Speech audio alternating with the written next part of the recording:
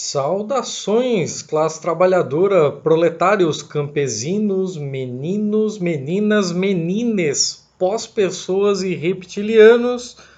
Eu não sou Cristiano Barba, de fato, eu sou o Thiago Corrêa, eu sou do podcast Pistolando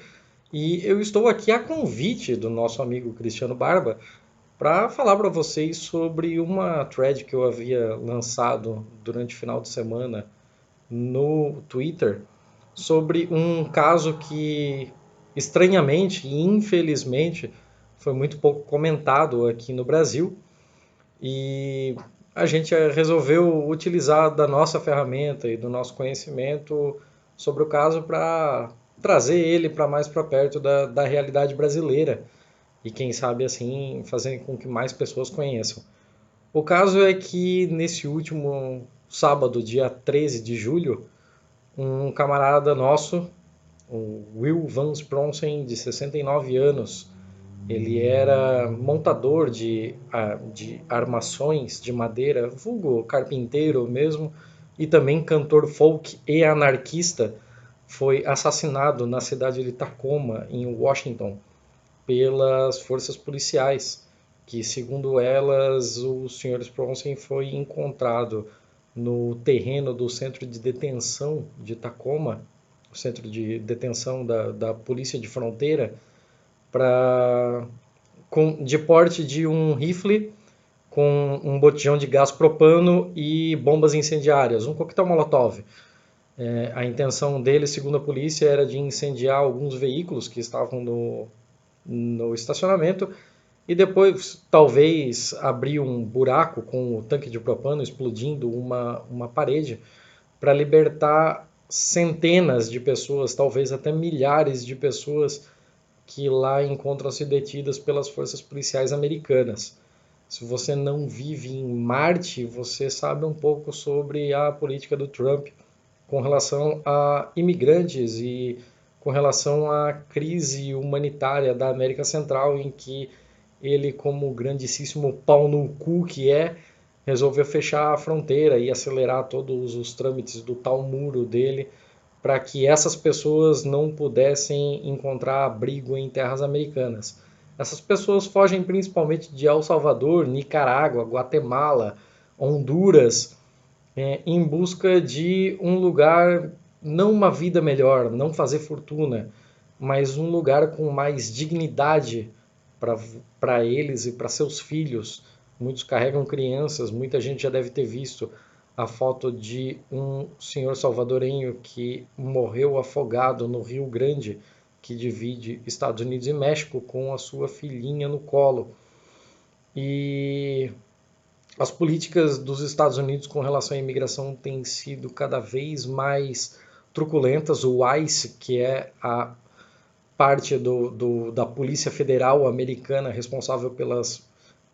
patrulhas de fronteira, tem tido cada vez mais problemas, inclusive o Intercept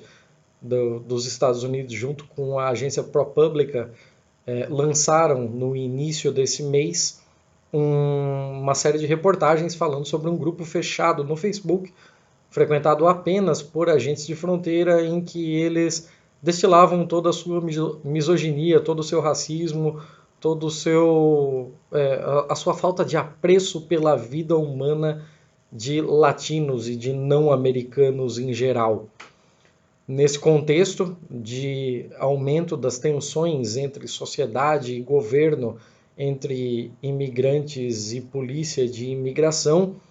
o Sr. Spronsen foi baleado numa suposta troca de tiros com a polícia de Washington enquanto tentava libertá-los. Até onde se sabe, é a primeira vez na história que um cidadão americano é morto em solo americano, um civil tentando resgatar pessoas de um literal campo de concentração. Esses centros de detenção não passam de nomes gourmet para campos de concentração. Existem várias denúncias dos órgãos reguladores da justiça americana falando de pessoas que passavam até 4, 5 dias, em casos extremos até 40 dias sem um banho, dormindo apenas com uma folha de papel alumínio para protegê-los do calor, dormindo no chão, dormindo em condições totalmente insalubres, totalmente indignas. As pessoas sequer estavam recebendo materiais de higiene. Nesse contexto todo, a gente acaba ainda, mesmo que não negando a autoria dos fatos, até porque o próprio Sr. Spronsen, Will Van Spronsen, deixou uma carta antes de cometer o ataque, mesmo nós não negando o fato de que ele tenha cometido tal ataque, nós ainda continuamos utilizando o fato de que supostamente houve uma troca de tiros, supostamente ele cometeu tais atos, uma vez que a polícia do estado de Washington, mesmo tendo uma lei estadual que obrigue todos os seus oficiais a utilizarem câmeras de torso, câmeras corporais, para filmarem as suas ações, não há nada registrado que confirme a versão dos policiais. O Sr. Spronsen, ele era uma pessoa dedicada há anos a essa causa. Segundo a carta que ele deixou antes do ataque, ele é um revolucionário desde os 13 anos, quando ele aprendeu como funcionava o sistema eleitoral americano. Ele era um anarquista, participava de vários grupos antifascistas e sempre foi, segundo as palavras de outras pessoas dos grupos, uma pessoa muito doce, generosa e atenciosa. Nesse mesmo lugar onde ele foi assassinado, ele participou de uma manifestação há um ano atrás, em que, quando um jovem de 17 anos seria preso por um oficial, ele cometeu um ato de resistência contra esse policial, segurando-o pelo braço. Ele foi preso por isso e no dia seguinte, quando foi liberado, ele voltou diretamente para a manifestação onde os seus camaradas continuavam sofrendo repressão policial. Infelizmente, o nome de Spronsen chega para a gente num momento tão trágico, num momento tão complicado, mas a gente nunca pode esquecer que do lado de cá, por todas as resistências que nós temos contra esse governo maldito, que nós temos que combater e estar vigilantes contra ele dia após dia, nós precisamos continuar olhando para o que os nossos amigos antifascistas de outros rincões do mundo estão fazendo, estão enfrentando, e esse é só mais um jeito da gente dizer que a memória e os atos de Will Van Spronsen não serão esquecidos, não cairão na política de sujar o nome dele, como já tem sido feito pela extrema-direita americana, e seguimos agora na expectativa de como será o clima político americano com essa primeira morte de um civil tentando libertar pessoas, e com todo o contexto da chamada alt-right e dos outros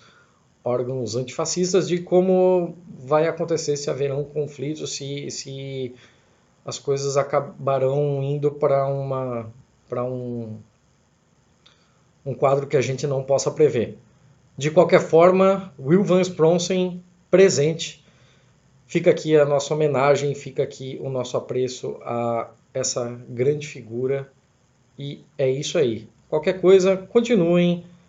seguindo as ações, os posts,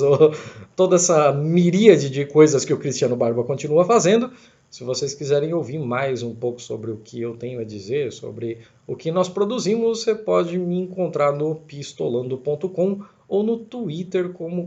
@pistolandopod. Também em qualquer agregador como Pistolando Podcast. É isso aí, muito obrigado a todos pela atenção e um abraço.